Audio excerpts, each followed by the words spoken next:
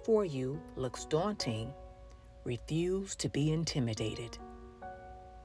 Discipline your thinking to view the challenge as a privilege rather than a burdensome duty.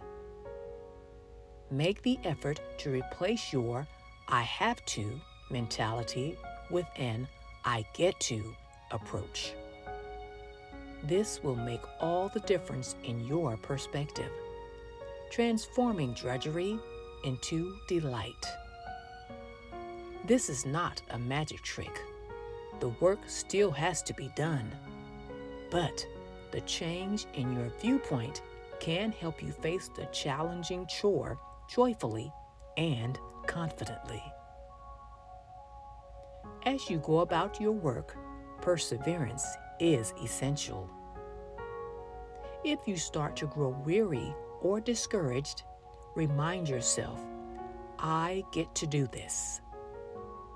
Then thank me for giving you the ability and strength to do what needs to be done. Thankfulness clears your mind and draws you close to me. Remember that my Spirit who lives in you is the helper. Ask him to help you when you're perplexed. As you ponder problems and seek solutions, he will guide your mind. Whatever you do, work at it with all your heart, as working for me. Read Colossians 4, verse 2, John 14, verse 16, and Colossians 3, verse 23.